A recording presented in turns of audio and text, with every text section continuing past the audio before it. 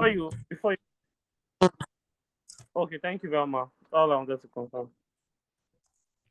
So for introduction, I don't know if any of you have joined any of my session before. I am a previous, so I wrote my surname. Yeah, so I'm a graduate of the data science program. So I have a little experience with the course. I'm just here to help you guys on your journey. So Regex here stands for regular expressions. And that's what we'll be checking out first on today's session. And what it helps us do is it's a way for us to write formulas, right? Write formulas to match text. Whenever you want to extract text, but you want to do it in a using formulas, Regex is the approach for that. So I'm going to start with a sample text. I'll call it text is equals to, and I'm going to say my name is Samuel Momo. All right, guys, this is a sample string. In the real world, you're going to be looking to extract information from a simple text from just as this. The text might be longer, it might even be a whole book, right? So, but we'll use regex to, extract that piece of information.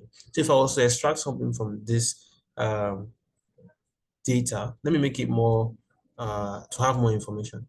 My name is Samuel Momo, and I am, let's say, 16 years old. That's not my real age though. Yeah, so, but I am 16 years old. If I ask you, how old is this person based on the information he has given to us, you would say is 16 because you were able to read the entire data and figure out the intent of the message that has been written inside there. What if you were told to just extract a number, and then whatever number has been extracted from this piece of information is the person's age? We could use regex to say, okay, just help us extract only the number from this text. When that number has been extracted, it is this person's age. I can even add more information and say, my name is Samuel Momo, I am 16 years old. My email address is, so because this piece of text is going to get very long, I will use multi-line string. So I'm going to do it like this so that I can use multi-line strings for it. 1, 2, 3. So my name is Samuel Momo. I am 16 years old. My email address is samuel.momo@gmail.com. All right.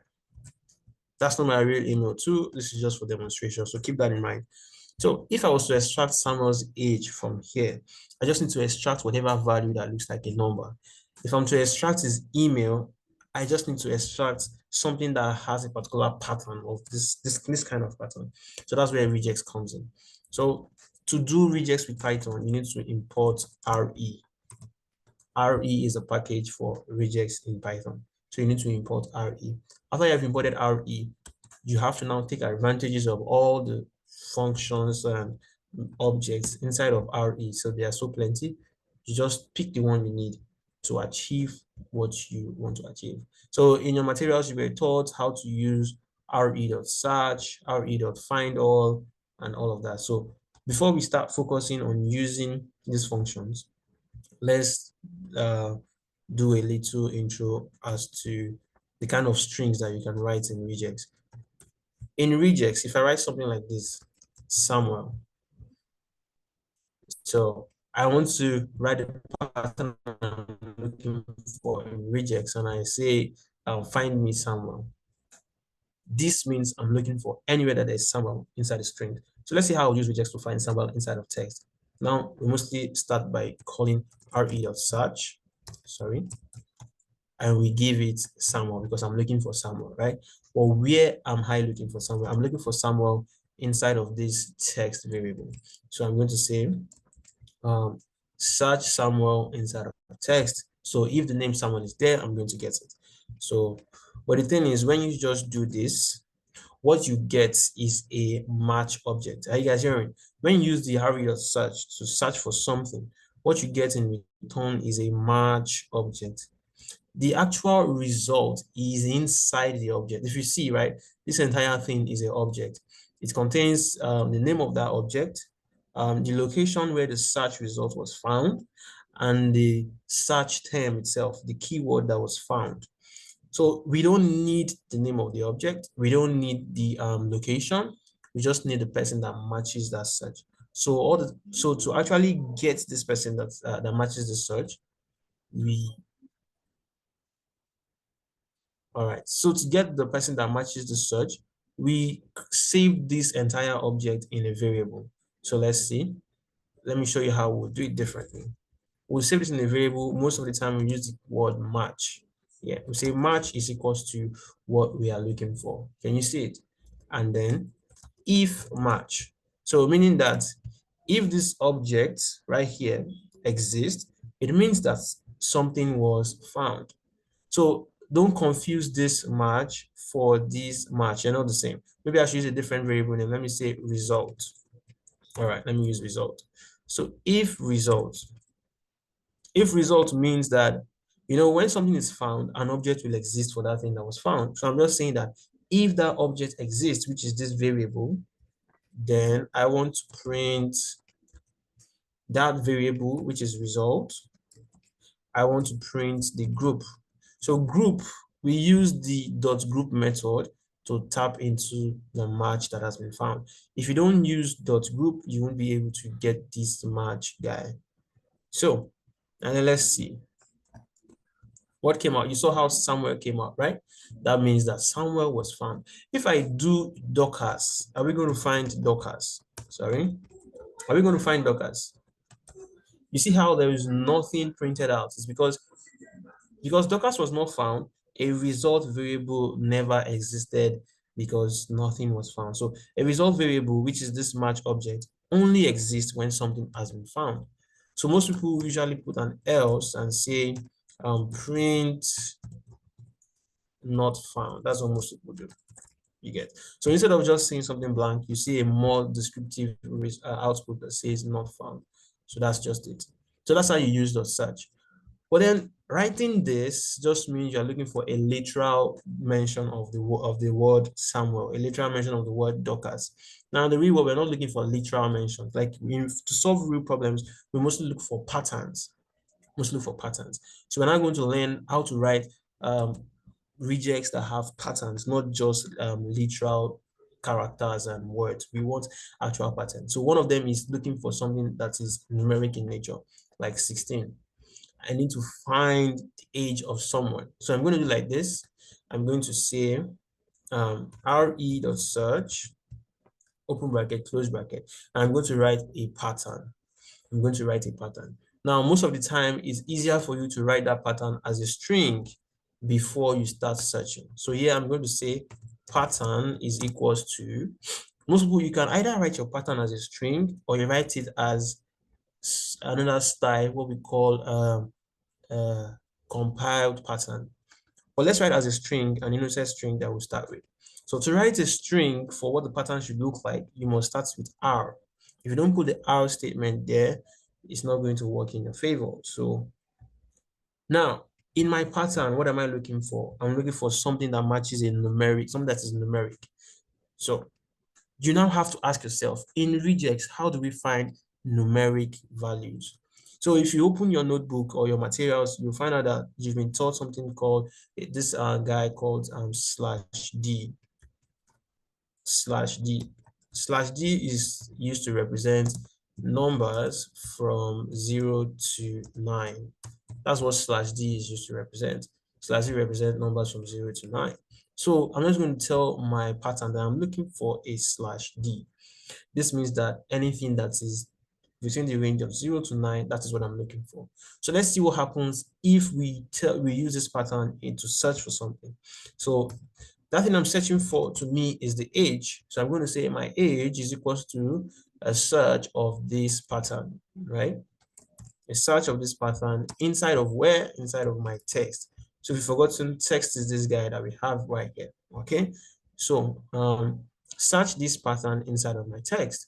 And then if age, so yes, this thing, you always have to do this. If not, you might get an error if you just try to force the age to print something. So we use if age. So only if there's age, I want you to print age dot group.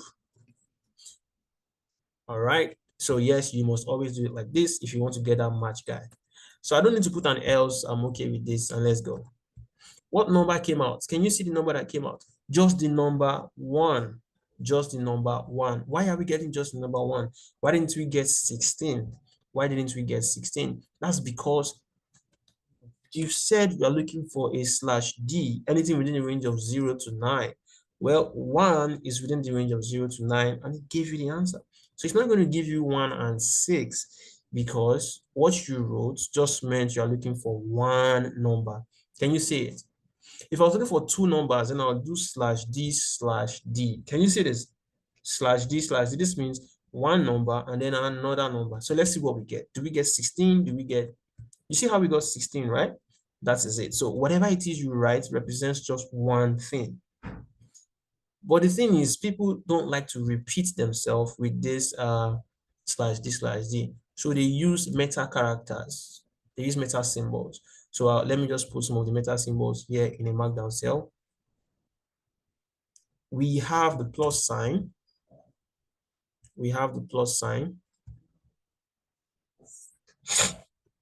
All right, we have the plus sign. This represents one or more characters. So this is what they actually mean.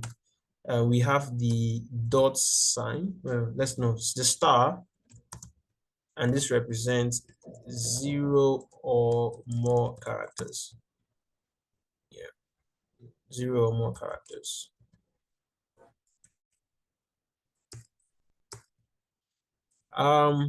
We have the question mark. That's what someone has put in the chat. We have the question mark. The question mark means, just stands for optional. It means might exist or not. Note of warning, be careful about this guy. It is greedy. That's what we call it. Yeah, that's that's something to say about this guy. This guy is greedy. Yeah, and I'll try to see if I can explain it very well as to what I mean by that. So if you notice, this guy, he says might exist or not, and someone will say, is that not the same as 0 or more? Like, they look like they're doing the same job, but they are quite different. And the next one is dollar sign. This one just means located at the end of the string. That's what this means. Dollar sign means located at the end of the string. We have caret symbol, which means located at the beginning of the string.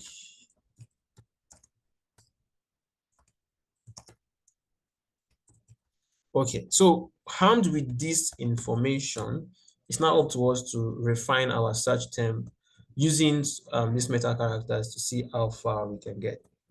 All right, so let me see if there's any meta character I missed. Yeah, this was, so other things you should note if you check your materials, you should know about /d, you should know about /w, you should know about /s. Who can tell me what /w is? Anyone? Just type it in the chat. What is /w? What is /w? A whole word, yeah. /w means word character. A whole word actually stands for word character. So it's not a whole word. Yeah, it's easy to mix it up. Yeah. So anything you write in regex means one character. Anything you write. If you do /d, one character. So it means 1 digit. So it means one character that is a word character. And what is a word character? A word character is any character that can be used to form a word. Yeah, you get. That's what this means. One character that is a word character, meaning used to form a word. And if you ask yourself, anything can be used to form a word, right? Correct. That means you want anything, like you want anything from A to Z, from 0 to 9. So that means a word character is alphanumeric in a way. We'll find out. And this just means a space character. A space character. So yes, please, this space character, I have to also mention, is not exactly the same as this space character. Can you see this space character I put inside here? You see it, right?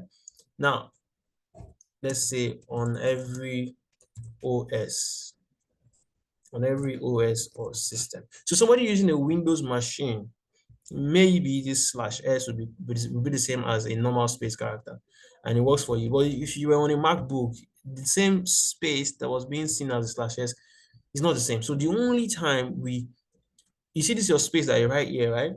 The space written on a Windows machine is not the same space written on a MacBook, and it's not the same space written on a Linux or Ubuntu machine. It's not the same. So this /s is the one that unifies them all. It will help you find a space character written by a Windows machine, written by a MacBook, or written by a Linux. No matter the machine that reads it, right? This guy helps us find it. So let's say, let me not put this statement here because it might be confusing. So we say matches space character irrespective of device system type used to create the character. Yeah. So whether that space character was created by a Linux machine, this space character. So let's move on.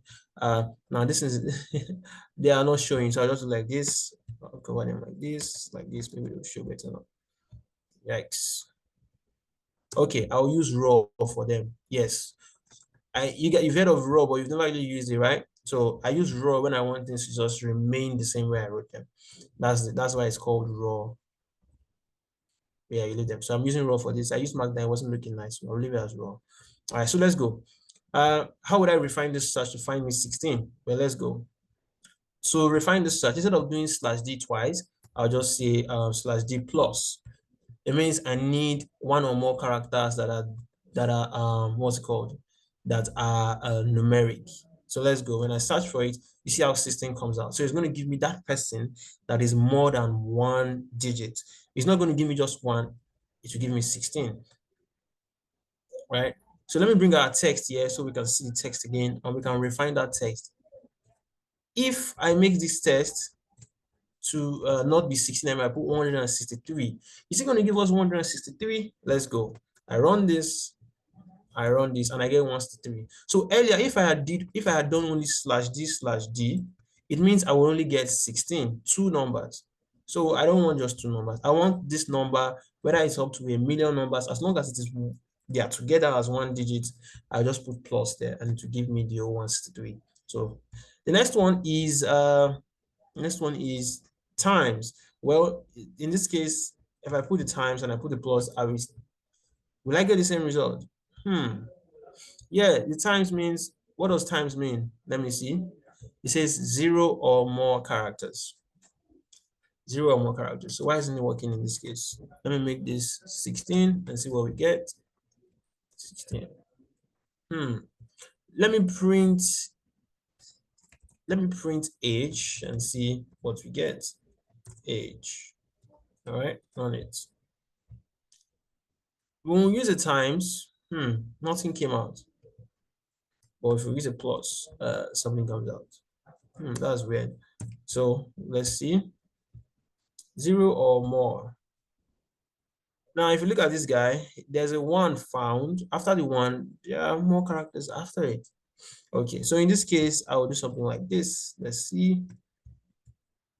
And then see what I get. Okay. Sorry, let me put the star outside. Okay, didn't work. I'll put the star back inside and we get 1. Okay. So from what I can see right now, it is pretty apparent that if you want 1 or more, yeah, plus works better than star. Crazy. What if it was just 1? This is person says I'm just 7 years old, right? Person is just 7 years old. And now we are saying 1 or more. What will 1 or more give us? 7. Okay. Let's go back to our 16 and we get 16. That's just the thing with the plus. Then the question mark, we've seen the star. Actually, the star is falling our hand here. So I guess there are better places where the star can be more utilized. In this case, it doesn't seem to be supporting what we're trying to do. So the plus is there for us to use. So you'll find yourself using plus more than star, right?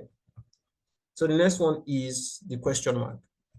How do we use the question mark? I said it stands for optional, right?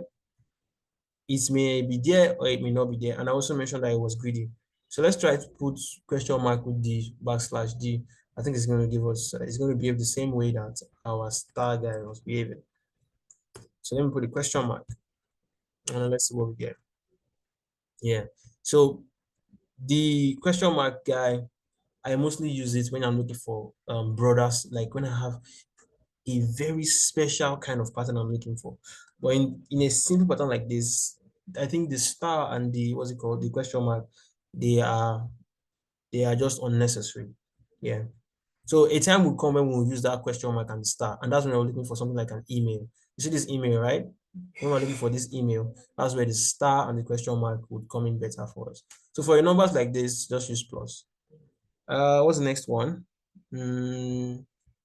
So I'm going to delete this cell. You've seen how the plus works.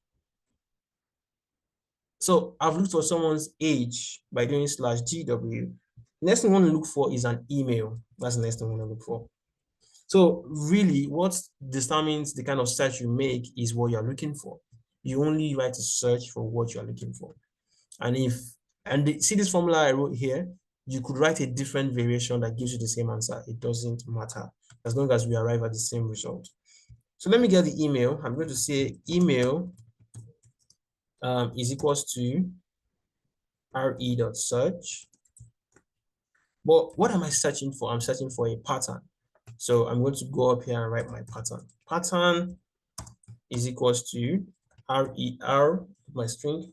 What constitutes an email? What constitutes an email? So let me bring the text guy so you guys can see what constitutes an email. So you can write a pattern that matches that email. I'm sorry, I'm supposed to print text. All right. An email is constituted by word characters followed by an @ symbol and then more word characters. Can you see how I got that?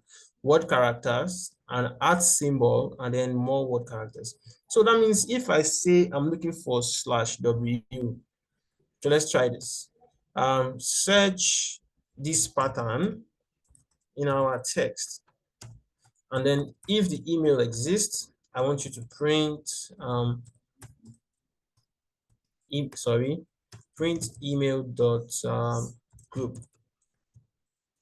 All right, let's do this. So when I do /W, this is one word character. So it's the first word character that it finds that's going to give us. Oh, you should also remember this about search. This search guy, let's say, returns the first match. It only returns the first match. Yeah, it only returns the first match. That's the thing about search. It doesn't care about when the first person is sees what's the return. So let's see. You see how it gave us just M, right?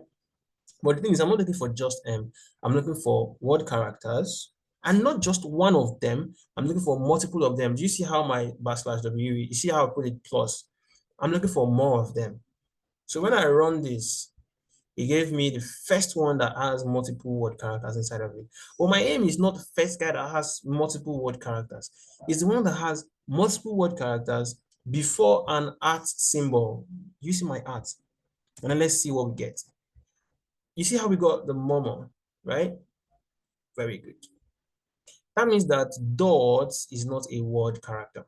Because if dot was a word character, it would have counted Samuel along with the dot, along with the momo.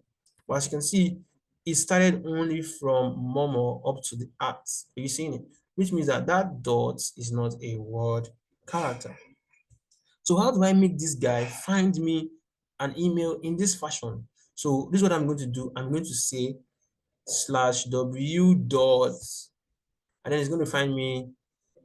Oh, I have to put another plus here. Do you see? /W means anything that is a word, multiple of it, followed by a literal dot. Although, yeah, this is a literal dot, yeah. Followed by a literal dot, meaning find me that dot, followed by more word characters and an @ symbol. And then I'll do like this again, followed by more word characters, a dot, and a comma, and then to find me the full email address. Please, looking at what I've written, if you don't understand it, let me know. If you don't understand, let me know. We could clean it over and start again. So you see how now this is my own pattern. Somebody else could write something else and get the same result. Well, as long as your answer is correct, then that's what matters. So somebody else could write it in a different form, but it doesn't really matter. You get. Oh yes, anything you write in regex is picking one character. This our /d2 was picking one character. That's why when I run this, it only gives me one. When I run this, it only gives me one. It's because of my plus. It's not giving me multiple of that digit. And that's why I got the 16. So anything you write represents just one thing. That's the thing with regex. You always have to remember that. Anything you write, if I write /d, it's one thing. /w, it's one thing. So it's you that will now say, how many of that one thing are you looking for? So you use the plus sign to say I need multiple of them. Right. And yeah. So let's see. And then if we did a star. I don't know if you remember, we did a star, right? Where's the star? And we're getting an empty space. Well, the reason why we're getting an empty space is because we'll practice it. An empty space is also part of the star. Very crazy thing. So but anyways, you see how the plus works, you see how we look for email. Tell me, what kind of thing would I try to look for inside of here? That's regex for you guys. That's regex in a nutshell. Most of the time when you want to do regex, this is what you'll be trying to be doing, putting your plus, writing your slash, and stuff like that. Very good. What's the function of the group? I like your question. Now, do you know, if you check your materials, you will also be taught how to, all right. So we have a new task. To explain the question this guy just dropped, we're going to look for this entire statement. Are you seeing it?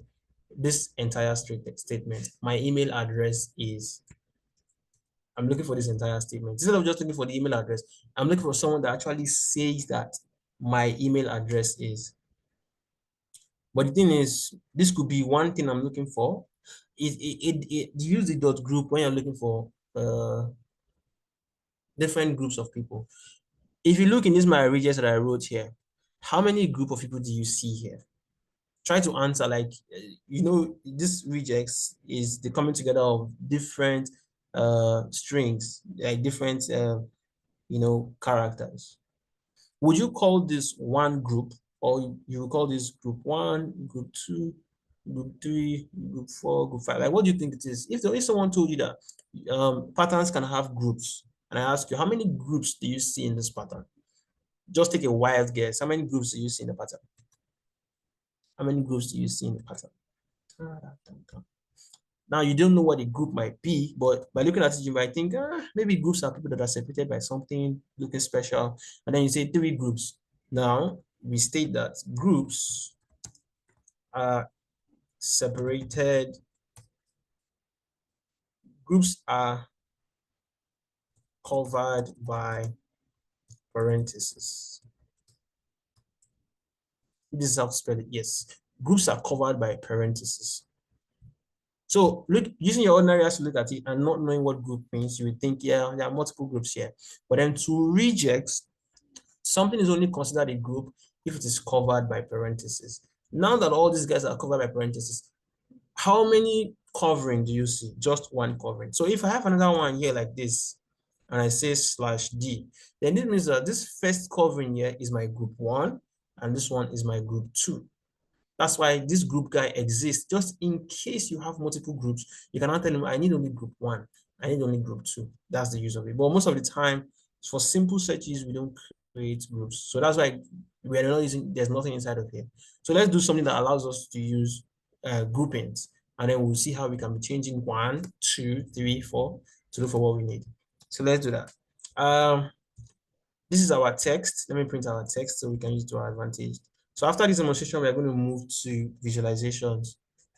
But I've given you enough overview on how Regex works to let you know that it's very simple. I can also give you a link to a place where I was able to learn a little about Regex, and it helped me cement what I learned. So let's see. How would I use group to my advantage here? I think I want to see if this person said years old. Like how, you know how someone just said 16, right? So I want to extract the 16 separately. I want to extract the years separately, and I want to extract the old separately. So in the real world, you might be something else you want to do. But let me see, what kind of thing do I want to do in the real world? Okay, yes. I found a better example. Guys, look at this. In the real world, you have strings like this. Somebody will say 2023 slash 07, and then they'll say 14. Okay, right. I said 24, 14, and then it'll be like this again. I'll say 11:24 p.m. Guys, this is just a long string, right? But do you know that I can extract the dates as one group, the time as another group, and let's say the location, let's put Lagos. Now, what if you wanted to extract everything at once, but such that this will be group 1, this will be group 2, and this will be group 3? Do you get? Aha, so this is an example. So let's go. How would I do that? Well, I would say my pattern is equals to a regex. So guys, what's a pattern for a date? You have to know exactly what the date looks like, and you have to write a pattern that matches it. So for me, the pattern will be /d. Are you seeing it? Because it's made up of digits between 0 to 9. But how many of them? 4, right? So most people just do /d plus. Are you seeing it? And then somebody with something like /d open parenthesis 4. It means I'm looking for 4 of the /d. So mind you, somebody else would, most people would write what they know and still arrive at the same answer. So if you do this, this will give you as multiple /d that you want. But then if you do this, it will only make sure it gives you 4 of them. So in a date like this, you write /d plus, right? And I'll also show you how the /d with 4 works, but it's the same thing. This one is just as many as you can find. This is say it's only 4. But then after the /d, 1, 2, 3, 4, what do you notice, guys? You see a backslash, right? So we'll put a backslash. Do you see it? So I'm looking for something as many, then after that many things, there's a backslash. And then after that backslash, what do we have? We have another /d. But how many of it? I don't know. If you know, you do 2 like this, right? Or maybe you don't know, you just say plus. So plus is just a way of getting away with it. And then another /d, and then as many as, do you see it? Do you know, by doing this, I have gotten the dates. So let's do that. Let's say result is equals to re.search. Find me this pattern in my text up there, and then if a result exists, print result.group. Print result.group. Yeah. So let's see what we get. You see what you get? Now watch this. Watch this. If I compromise this month and I put plenty information like this. Oh, sorry, I didn't run the cell. Let me run the cell now and then see. Is this a valid date? Do you want something like this? No, you don't want it. That's why your search pattern must be definitive. It must be on point and say, I only want it when it is 4. I only want it when it is 2.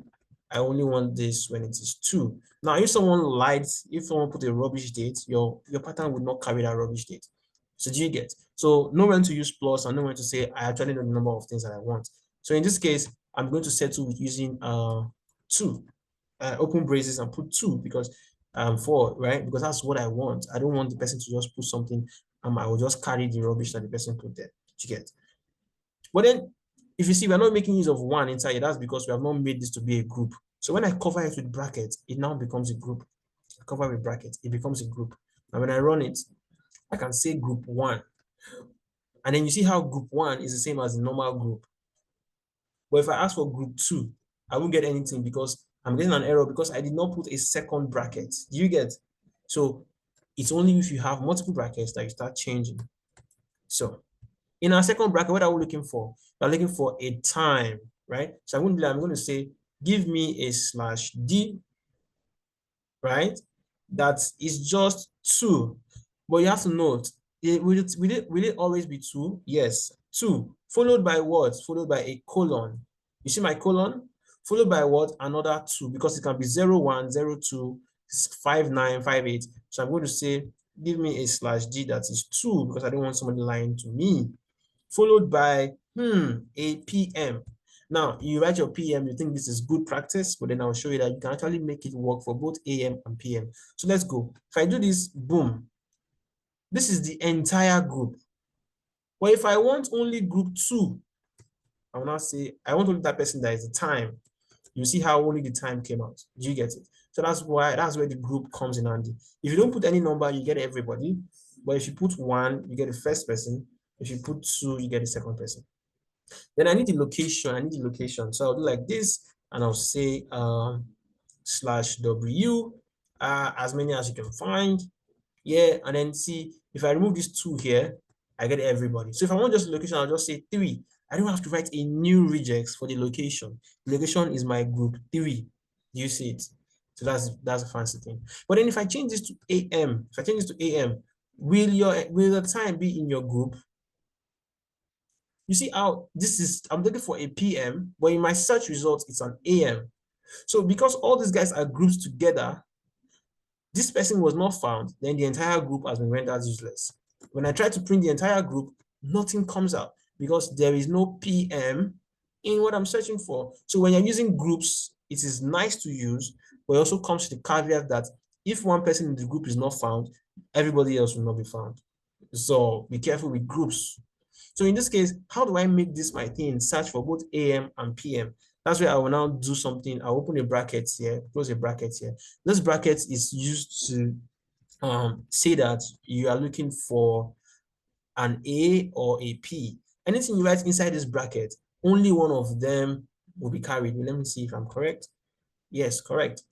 Anything put inside this bracket, if I say AP, anyone that matches A before the M will be carried. So if I change this to P, you will see that it will still match the PM. You see it. So use this box to surround the things you're looking for. So I can say I'm looking for APDZ. This means I only need something that is either an a P, a D, or a Z before my M. So if I change this to Z, you'll see that it will find me as long as it's one of these people inside this box to find them for me. And then you see how it catches the ZM. So because of that, you are going to have a box that says you're looking for an A or a P. And then yeah, this is it. So let me resave this and then run it again. Now, if someone should ask you, what's the location of this guy? Just say, always ask for group 3. Group 3 is the location. Always ask for group 1. Group 1 is the time. Or the date, rather. Always ask for group 2. Group 2 is the time. All right, so let's do greedy. Let me show you how the greedy is bad. Greedy is bad. All right, so let's do greedy. And let's say, if I still remember what makes greedy bad, I'm going to create a sample text. Then we move to visualization. Sample text is, here's a sample text. Let me say, Samuel loves, no, not me. Let me get somebody else. What can I do here? Let's do A. Python is fun.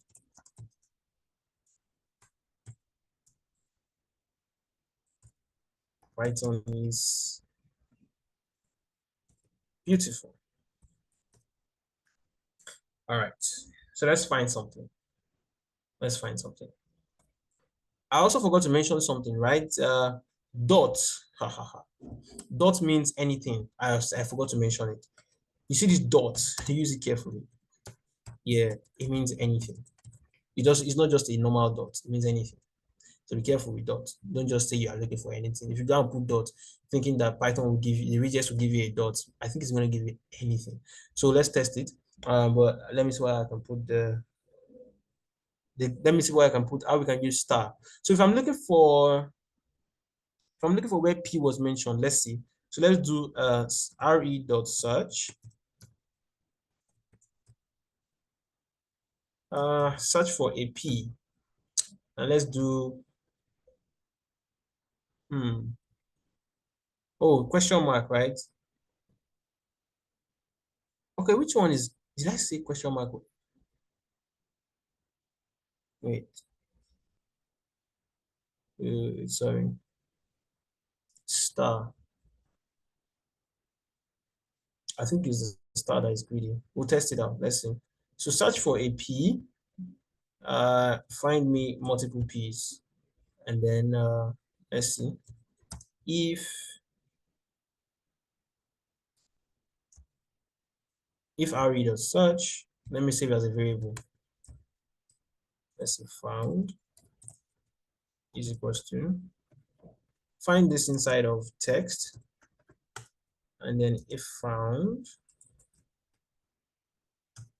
print found dot group. Okay, let's see. How many pieces this guy gonna give us? How many pieces was found? Let's see. Oh, text. Oh, sorry, I was supposed to use a comma. I used a dot to fix the code. All right. Let me put a question mark. So, so I still don't have that example that can be used to show the greediness. And my mind is also telling me that my church mind is telling me that it's not this guy that is greedy, it's this guy that is greedy. So I may have to get back to you guys on this one. I'm not gonna lie. So finding an example that shows how either of these guys are greedy. So my mind is telling me this is the guy that is greedy, not the question mark. But I might have to get back to you guys on this one. So, but most of the time you find yourself using plus. When you use star, you can get too many information. Because it says 0 or more. This one is optional. So I guess it's the good guy. But you know what? This thing I'm saying right now, sorry to say, but you will find it in the materials. And I think they have a better example there. So I just haven't checked to remember to see what that example is. But you have an example of the one that is greedy to show you that one of them is dangerous and you have to be careful. Greedy in the sense that you can take too much when you didn't want all that, something like that. So let's move to visualizations. I hope this has shown you that regex are simple. Just know what you're looking for and just write the pattern that matches it. Sorry I couldn't show you about greediness. Maybe in our next class, I owe it to you guys to find a better example. Yeah. Visualizations. We should be ending this by 9. Crazy. But regex is fun, guys. So if you, let's do the next one. Oh, did I save it? Yeah, save. And the next one is visuals. So I'm going to call this V's in Python. Yeah, V's. So the thing is, people, data analysts like to use what's it called? Excel to do visualizations. But you have to pay for Excel. And then you have to use or you now use, those of you that are not paying for Excel, you need to go to jail. Microsoft police needs to be looking for you because you did not pay for that thing. They're supposed to pay. Now, Google Sheets is now free, but you know, you have to open an account, you have to use the internet. What if I'm in the bush and I want to visualize data? I don't have access to the internet and I don't even have money to pay for Excel. So that's why Python is free. You can just install it. So before you enter that bush, you have to have installed the Python. So you have already installed it. Python now says you don't need anybody else to visualize. I can do it for you. You don't have to go and find internet and download anything. So the libraries we use are Matplotlib, imports matplotlib.pyplot as PLT. Now you wonder, why do we keep using libraries in Python? Why can't we just do this ourselves? Well, if you are a whiz, your head is very hot, you can find a way to do it without using libraries. But the thing is, if you find that way to do it, it's going to be a lot of, it's going to take many lines of code to make it happen.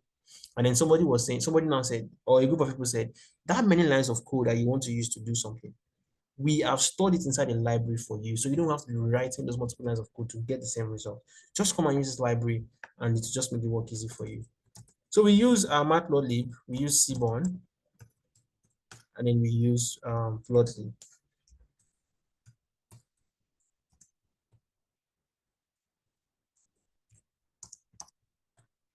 So what's the difference between all three, and why do we have all three? Well, you have different food. You have your choice. You pick. You want. There's different flavor of jollof of rice. Phew, I don't have Plotly. Huh? What's happening? Why don't I have Plotly? Am I using the wrong? Okay, let me quickly see if I can change something. Change canon. Okay. I have to install Plotly on this one. Okay. So pip install Plotly. Very easy, right? It should take. Oh, I forgot that installing things on the Jupyter Lab is very slow. So I mostly use Terminal. Terminal is faster. I'm going to cancel this guy. I did delete it. Stop, restart. So I'm going to open my terminal. You can't see my terminal because I didn't share the terminal screen, but I'm going to do it here. So it's going to be faster. It's faster on the terminal to say pip install something. All right.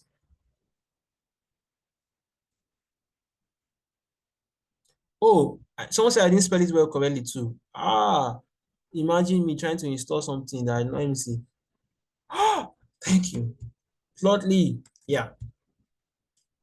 Plotly.express as PS. The person that found that problem, you are going to be a very good debugger. Even me, I did not see it.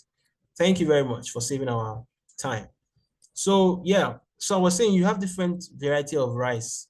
Yeah, if you go to the restaurant, there's too many choices to pick from. So it's you that decide, okay, this is the one I love, this one I like.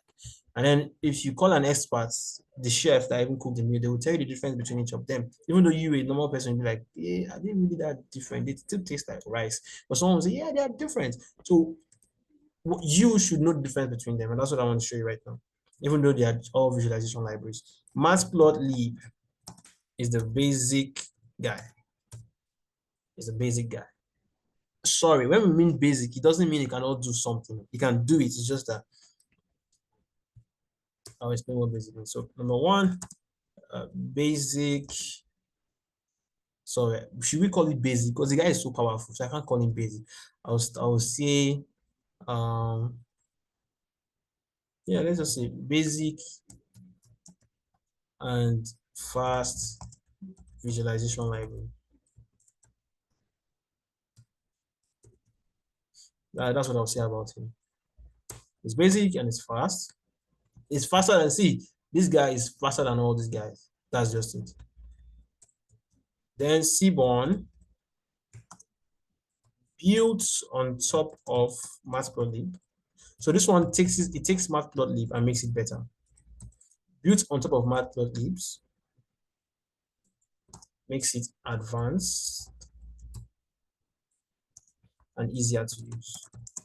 That's what it does. So it's basic and it's fast. Then Seaborn was now saying, okay, that Matplotlib, man, come, let me make you better. Let me make you easier to use. Let me give you some advanced features that people would like. So this guy has some advanced features that this one does not have. If you use this one to do it by yourself, it will take you too much time and too many lines of code. So we'll call this guy the advanced guy. We'll call this one the basic guy. And then the last one, Plotly. This one we'll call Plotly the modern visualization library. They say this guy is modern. So we'll see their differences and we'll be done. Modern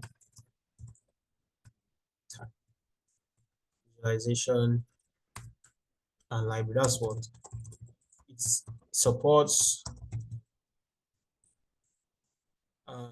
Interactivity and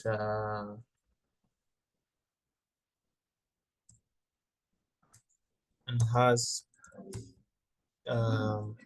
intuitive. Is this a Markdown cell? No, Markdown, and has intuitive custom features. So this Plotly, it's modern. What makes it modern is that it has what is called, it supports what's called interactivity, and it has custom features that you can add into the visuals. Like you can make your visuals finer, better, change anything you want to change, way more than the way you can do to the other ones. That's just it. So let's see them in action. To see them in action, we need to have our data. I hope I still have network and my stuff is still working. Okay. All right. So let's get the sample data. Yeah. we can start with a dictionary that we'll make into a data frame. So in my dictionary, I will have people's name. Okay, I need 5 names, just 5 names. Sorry, I need 5 names. Let me pick 5 names from the call. Matthew, Chioma, Benjamin, Chisom. Those are the first names. So we have Matthew, comma. We have Benjamin. I guess I'll be using short names this time around. Yeah, Matt, Ben. Benjamin, is that your nickname? Is that what they call you for short? Chi. Who else? Cha. Who's Cha Cha? Jean. And the last one, as it's only 5 now. Last one is Korea. Is that a nickname? Oh, this has to be from another country. Don't mind me. Tell us what country you are from. Korea. If I didn't murder the name, apologies. And then this are their age. And then let's give maths 16. Let's give this 12. Let's give this 14. Let's give this 24. Let's give this 19. That's complete, right? Good. This is our data. So I want to make it to a data frame because people like working with data frame. Nobody likes working with dictionaries, lists, and stuff like that. So I import pandas as PD.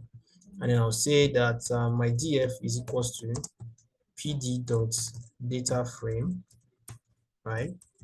It means I want to convert something to a data frame. What's that I want to convert to a data frame? My data. Very good. And then let's show what's our data frame. Can you see now we have a nice data frame that has been created from a list that was stored inside the dictionary, that kind of thing. So these are people's name. We want to visualize them. Now these are just 5 rows of data, so it's easy to visualize it. But imagine if it was 1,000 rows of data, how would you see what's going on inside there? That's why libraries like Matplotlib, Seaborn, and all these are created. So let's realize something. Let's show a chart. Now you have to know what kind of visual you want to show, and then you tap into the library to get the visual. If I wanted to see a bar chart, do you guys know what a bar chart is? So let's just do bar chart. You see bar chart. I go to images. Bar chart is used to compare different categories. That's what it's used for, to compare different categories and then see who stands out in those categories. So for me, the categories would be the names. So for all these names, I want to see who has the highest age. I could decide to use Matplotlib and let's go. To use Matplotlib, how did you import it into your environment? You imported this as PLT. You must always tap into PyPlot. If you do not do PyPlot just like this, it's not going to work for you. So you must do PyPlot. So I have it as PLT. I'm going to say PLT dot. Now, if you don't know what the name of that guy that is going to do the visualization for you, the bar chart inside of Matplotlib, you can do a quick Google search and say, you can just say bar chart in Matplotlib, right? When you do it, go to, don't stay on images, go to all, right? And then something will give you an int. Sometimes AI will give you int. And then you say, oh, it's plt.bar, right? If you forget. But someone like me, most times if I don't have internet, I just do shift tab. I say shift tab. I just do put my dot and I press tab. By pressing tab, so many options come up like this on my Jupyter Lab. And I see the one that matches the name of what I'm looking for. When I see a bar, I say, oh, it's bar. And I press bar because that's bar chart. Just like the bar chart, if I also don't know how to use it or I've forgotten how to use it, I'll do shift tab and then something opens up. It's called a doc string. It says, give him your X, blah, blah, blah, and your data. Let me just try my luck and then just say df name, comma, df age. So I'm giving him name followed by age. What do you think will happen? Then I do plt.show. Boom, I will see a bar chart of everybody's ages. You see it? Boom. That's how easy it is to do a bar chart. Just say, okay, I want to do a bar chart, but then give him what should be on the x-axis, give him what should be on the y-axis. But don't go and do mistake and say x is equals to, and then you come here again and say y is equals to. If you do, you get an error. Do you know why I know that that will give an error? Because by checking this thing, I saw that there's something called x, but there's nothing called y. And why is it like that? Because the people who created this library, they want the widths, maybe heights, I don't know. Oh, the x is the x-axis, then the height is the y-axis. Crazy. So you're supposed to say x, and then you're supposed to say this is height. Then it will work for you. You see how somehow olodo-ish it is. Like, who does this? That's why people move away from here for simple, small things like this. Like, why are you doing this, guy? Why? Why not just do X and Y? So if you go to Seaborn, it is way more advanced and it's easier to use. So that's why people use Seaborn. So, but if you want to save yourself the headache of saying X and height, why not just do height and width? They did X and height.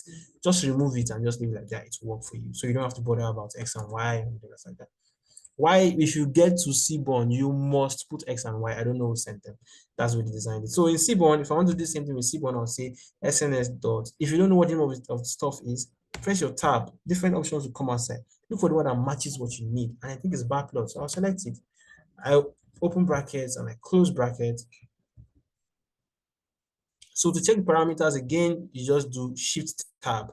Make sure your cursor is on the bar or inside the brackets of that bar. Shift tab, Shift tab. This only works on Jupyter. That's why I'm not using VS Code. I'm using Jupyter Lab and Jupyter Notebook. So this bar plot, if I want to see how to see the doc string, I'll just press Shift tab, and it tells me data must be the first thing, followed by args, and then X and Y. See, they have X and Y here, so I can trust this guy's X and Y. Here, I'm going to say X is equals to. Now, one very beautiful thing about visualizations is that if you know how to use them, you can achieve the same result in different ways. You can achieve the same result in different ways. Let me show you what I mean by that. See here, I carried df name and I give to him, right? And I carry df age and I give to him. Most people would not do this. They'll just say, watch, they'll just say name as a string, and they'll just say age as a string, because it's what experts do most of the time. We say name as a string, age as a string, then we now say data is equals to df. So it now knows that it's going to take this name and this age from my data frame. And you see we get the same result. Where is it? See, we get the same result. So as we continue, I'm going to be using this approach because I just like giving him the entire data frame and letting him go and find it from there, right? So I did this with Matplotlib to show you that it's possible. And then when you come to Seaborn, that's the kind of thing Seaborn expects you to be doing also.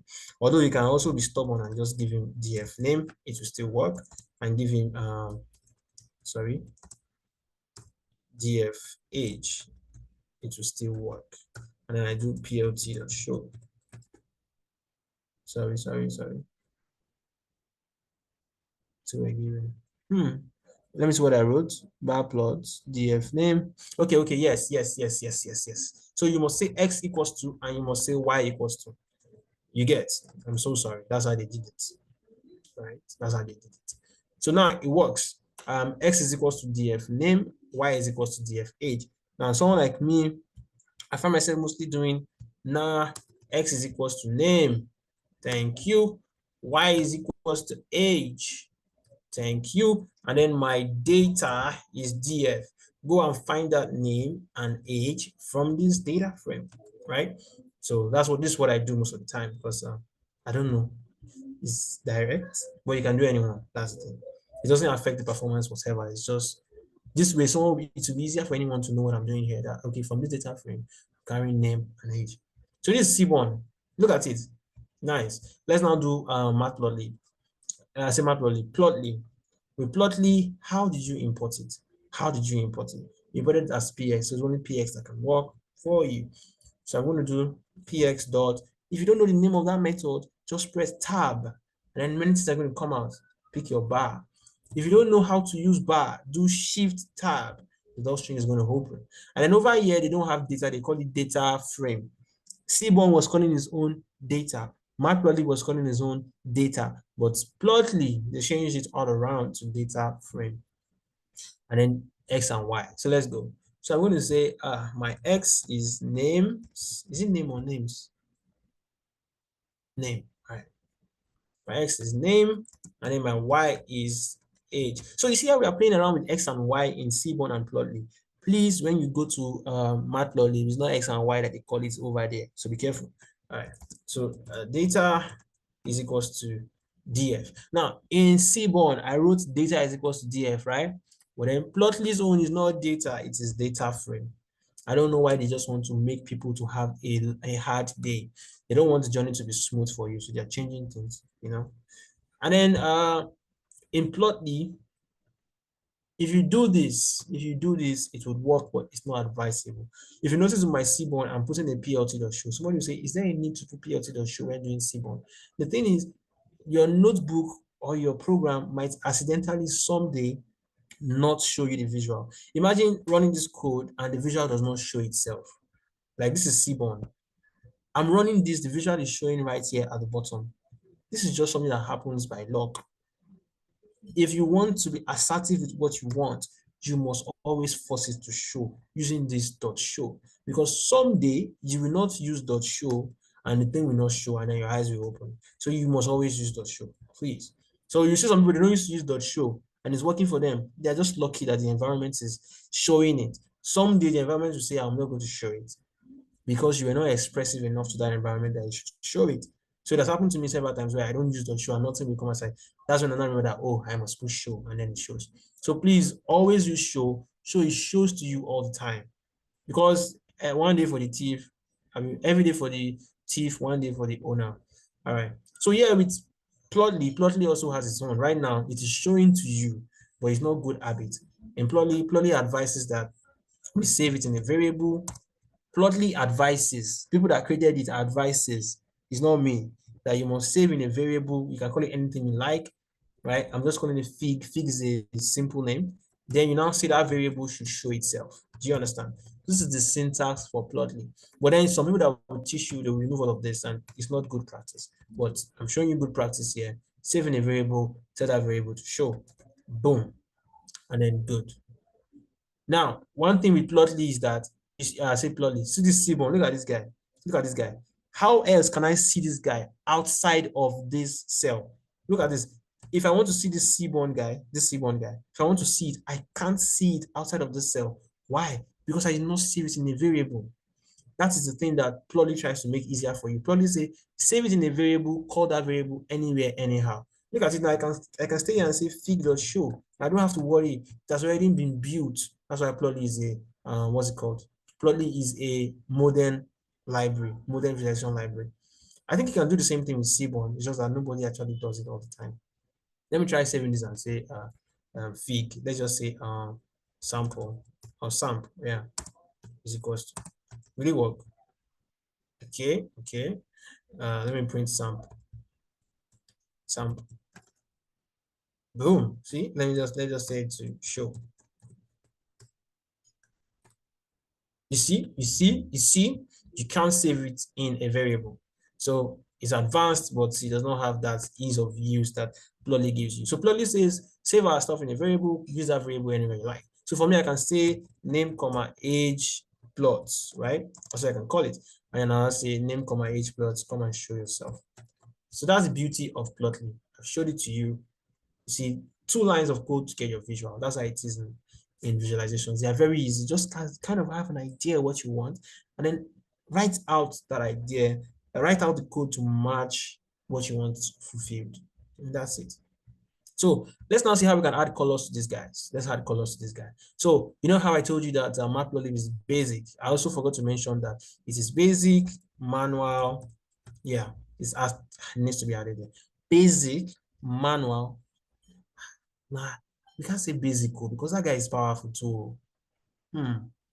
So when something is basic, it just means something is I don't know, it means simple. Okay, let's see. So this is Matplotlib. What's the manual part about this guy? The manual part about this guy is I want to give all of them different colors. How do I give these guys different colors in Matplotlib? Matplotlib will now suffer. Matplotlib will say, if you want them to have different colors, there's this thing called, they have even hidden it. Even me, I can't get the name. Okay, color. Yeah, color. There's this thing called color. And then see what happens if I say color is equals to, what do you want the color to be? Look at them. How many names do we have here? 1, 2, 3, 4, 5. With Matplotlib, my brother and sisters, you must specify the color. So manual. I will have to say yellow, green, red. Are you seeing the work I'm doing now? This is manual. Like I'm working for a government, like I'm working in a government office where they used to use tech. They used to use paper and biro. Those people, God will save them. Black. What's the next one? Let's do pink. See, Matplotlib forces me to write the colors myself. So I'm not doing this with you, bro. So that's why we moved to Seaborn. Seaborn says, no, don't worry, just tell me who you want to have different colors. I'll give you those, I'll give them different colors. So with Seaborn, we say hue, hue. I don't know why they call it hue. Maybe the person was an art student back then, or maybe he was a graphic designer, I don't know. And he came up with this idea and decided to call it hue. So hue, yeah, hue is another thing, is another name for color levels or something like that. So yeah, we say hue is equals to, who are those people you want to have different colors? Well, luckily for you, you have already said data is DF, so you can just mention the person's name. It knows where to find that person. Now, this means that the names will have different colors. Are you seeing it? The names will have different colors. Let me run it. See how the names have different colors, right? That's it. And I don't have to define that color. Simple, easy. Yeah, unlike this guy, manual. Then what about Plotly? How does Plotly do it? Big boy for a reason. You know, here it's called color. Let me check. Exactly, I was correct. Color. Color is equals to, you have already said that data frame is DF, so you can go ahead and mention the person that will have different color. Color is name, and then boom, boom. And you see this plus sign on the visuals. This is the interactivity they were talking about. You can over on it and you can see that, oh, Chi is 14. This one is 12. This one is 16. This one is 24. This one is 19. That's the beautiful thing about plugin. So see, you can save this as an image without having to write any line of code. Like if I wanted to save this Seaborn's own as an image, if I wanted to save it on my notebook, I'm unable to save it. So I must do something like fig dots plt dots save. I have to write code to save it. Wow. That's the same thing with Matplotlib too. You must write code to save it. Well, that's why Plotly is a modern library. You don't have to write too much code. All the features are already made available. You just click here, boom, and then your browser will tell you that something is downloading. You see it, something is downloading. Easy, right? And then you can zoom. Ha ha ha. You can see where that thing, what happened around that time. Are they close to themselves? Are they far from themselves? Those kind of things. And if you have zoomed in too much, you want to zoom back out, just press the reset axis or the auto scale. Anyone, it brings you back out. If I want to pan, I want to move around. I can do that and move around, move around, move around, move around. You see, interactivity. That's the thing with Plotly. Yeah. Box select. Boom. Box select. What would I do? Have I used this box select before? Moving on. So, auto scale, please. I don't go find trouble.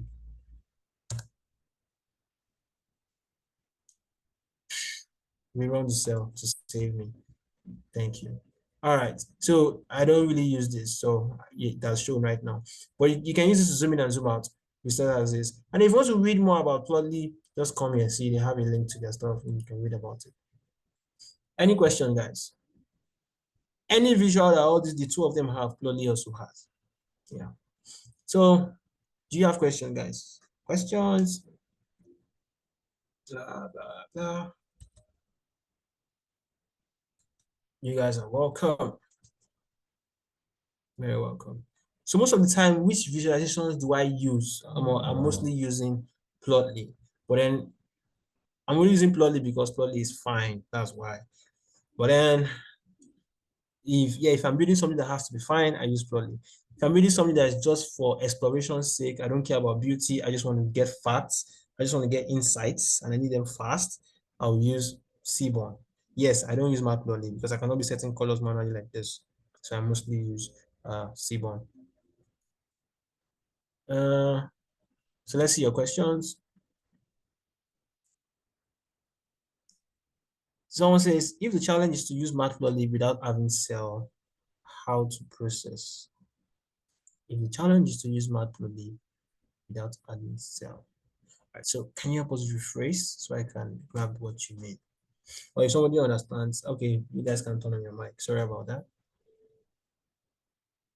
The challenge to use Matplotlib without adding cell. Well, if you're working in a notebook, you must always add new cells and write your code inside the cell. You must always. And then I like what Dakpo said. Sorry, I murdered your name. I'm so sorry.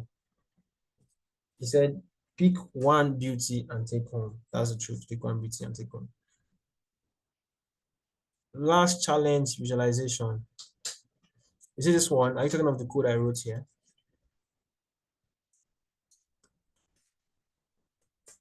Yeah, I know your mic doesn't work. Sorry. Yeah, so just type it. Last challenge, visualization. Take a look at it.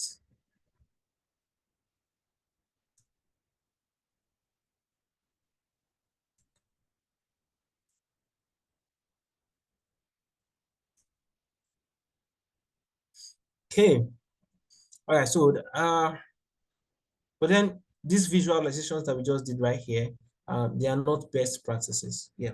I mean, it's not complete. It's too, how will I put it? Let me show you something. Any visual you build must have a title. The reason why I'm saying must have a title is, imagine if you went online to search for with top, let's say top. Sorry, my browser is so. Let me increase the size of my browser so I'll not blind you people. Yeah. This is not want to increase. Close new one. Oh, it doesn't increase. Let me just search first, then I'll increase. Let's say top 10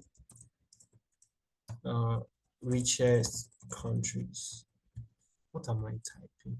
This one. All right, let me make my screen bigger. So top 10 richest country, right? You expect to see a visualization for it, right? So should I go to a website? No, let me just Google. All right. So if we use Google, let's pick a chart. Let's pick this chart. See this chart. Boom. Pick it. Let me open it in let's show you full screen. It's not clear. Shoot. Let's just click it and see if the image will open. It's supposed to be clear now. Why are they doing like that? I want us to see the picture in its full glory. All right, that's opened. That's opened. This one is not needed. All right, see the picture, guys. Imagine that this picture does not have a title. Would you understand what the visual is saying? No, this picture never said top 10 richest countries in Africa, and you only saw like this. Let me zoom in. Let me give you guys a taste of your own medicine. Would you know what this represents? It's just so like you would never know what it represents. Like maybe you are the one that designed it, then you would know, but somebody else would not. And that's the same thing that you did here when you did your math project. You just did put like this. You don't know title. So we actually need to put title by saying plt dot title. We open braces and then we say, all right, and then we say if they're your students, you put a very descriptive and very good name. Student names and their age, right? Now when I run it, it now says students' names and their age. Anyone who sees this knows what this represents. But then sometimes the x-axis is not needed, the y-axis is not needed. But if you want to add it, then we go ahead and we do plt.x label. So x label is the name for the people, the label they want to give those people at the bottom. So I'll call them name. Then the next one is plt.y label, and I'll say age. Now, if I run the cell, you will see name at the bottom and age on the left here. This way, you have uploaded some standards on the visualization, and then your boss would like something like this. I like this. Now the visual is explaining itself. But look at how we had to achieve this result in Matplotlib. How many lines of code did we write? 4. 4. With Seaborn, you don't have to do that much. Why? Seaborn already puts the name there for you. Do you see it? See the name of the column. You see that it's already there. Good. It already puts the age for you. So if your column is carrying the correct name, Seaborn will just carry that thing and just put there. Right? That's why they say it's advanced. But then if you want a title, you have to put the title by yourself. That's just the thing with Seaborn. Does it have a title something? I wish it did. But let me see. Let's just try it. Let's say title equals to, if it does not have, then you need to go and put it maybe in the next update. Let's say students' names and their age. So let's see. I'm praying for them that they should have. but there are 4 million they did not have, and they say it's advanced.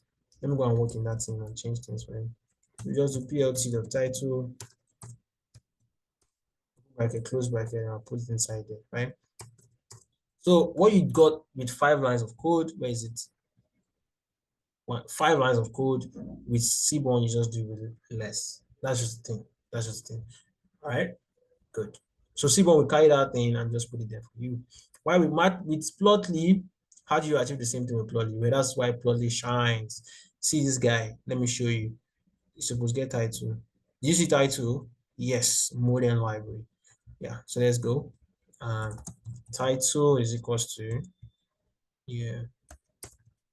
And when I run it, you see title. Where is it? It's loading. You see? And you see how the name on the edge is already here. 2 lines of code, guys. 2 lines of code. Even though the code is long, small, yes, it's still 2 lines. And then you see how this thing is going to get very long. So there's a rule, PEP8. PEP8 says if it's getting to 60, 70 characters, you should cut it short, right? So people like us, we usually arrange, whenever we do Plotly, we usually arrange it like this because it's fine in the eyes. Sorry. Yeah. I'm coming now. Let me finish my arrangement. Aesthetics, gas complete. Yeah, something like that. You see, do you like it? So yeah, arrange it like this so it doesn't look nasty, it looks very neat. So that they say, this guy, you're a very neat guy, you know how to arrange your code, that kind of thing. So boom, and you get the same result. So that's it. That's all for today's showcase. See you guys on the next one. For your MCQs, you're going to crush it with what you've learned today. And if you have your book open beside you and you have your internet open beside you too, there's no way you will not pass because you are meant to do due diligence, just gather all the facts you can to pass. That's all from today's session. I'll see you guys on the next one. Oh, as you are passing, make sure you understand what you're passing on. Yeah, make sure you understand what you're passing. Because me too, I passed, but I understood it before I passed, that kind of thing. So, okay. How do you add legend? Well, that's another extra work. You trust Matplotlib now to do it in a very, very hard kind of way. Yeah. You can find out. Yeah. So I have to go down, guys. Thank you for your time. Thank you for staying this much. And thank you for having me. Velma, I think this will be up to you now. Yes, yes. Thank you so much, Samuel. Wow, wow. Actually, you should be teaching us more often because I've not slept. Not that I do sleep in class, but it was really engaging, and I really loved it. Yes, you see, even people are saying you're a good teacher. So thank you so much. Thank you so much, Samuel. Thank I hope you. we will see you soon. Yeah, I have to be coming back. Yeah. Yes, yes. Thank you so much. And I hope the rest of us have understood what we've learned. The recording will be shared once it is ready, just to also understand it better. Uh, and I'm so grateful for you coming in. So also just remember that tomorrow we also have a session, which will be in terms of now the MCQ or the project. That is what we're going to work on tomorrow. So kindly, when you're called upon, join these sessions. They really help us. They help us in terms of at least understanding what we're learning and also not feeling that we are alone in the journey. We are together. So thank you so much, Samuel, and thank you so much, those who are here. If there's anyone who wants to speak, I can allow you to speak. Just raise your hand and I will allow you to speak. Okay.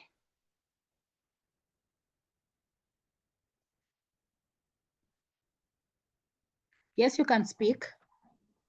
Hello, Samuel.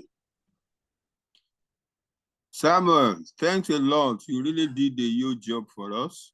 It's interesting, lovely, and detailed. We are very, very grateful. You had a great night rest. Please, we want to see more of you amidst us. We want to learn from you. Experience is the best teacher. Thank you. You are welcome.